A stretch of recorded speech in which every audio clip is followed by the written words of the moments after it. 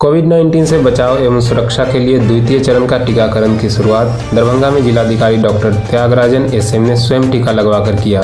समाहरणालय अवस्थित योजना भवन टीकाकरण केंद्र पर पहुंचकर जिलाधिकारी ने सबसे पहले अपने नाम का सत्यापन कराया। इसके पूर्व उनका तापमान देखा गया एवं हाथ सैनिटाइज किया गया। नाम सत्यापित हो जाने के उपरांत एएनएम पल्लवी कुमारी ने जिलाधिकारी को टीका लगाया। जिलाधिकारी के टीका लेने के उपरांत अपर समाहर्ता सह जिला लोक शिकायत निवारण पदाधिकारी दरभंगा राजीव रंजन प्रभाकर, जिला सूचना एवं विज्ञान पदाधिकारी दरभंगा राजीव कुमार झा, उप निदेशक जनसंपर्क दरभंगा प्रमंडल नागेंद्र कुमार गुप्ता, अपर समाहर्ता विभागीय जांच दरभंगा अखिलेश प्रसाद सिंह, जिला भू अर्जन पदाधिकारी दरभंगा अजय कुमार सहित तमाम पदाधिकारियों एवं कर्मियों ने टीका लगवाया। दरभंगा जिले के सभी प्राथमिक चिकित्सा केंद्र में द्वितीय चरण का टीकाकरण किया जा रहा है।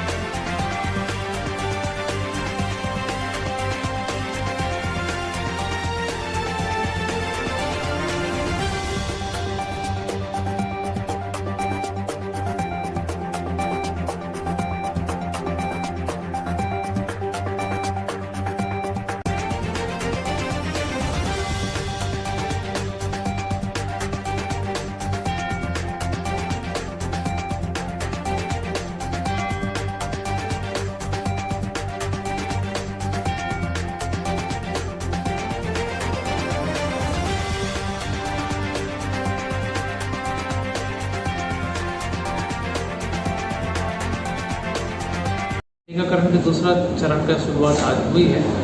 आज खुशी की बात है कि पहला चरण हमारे जिला में बहुत ही सफलतापूर्वक रहा।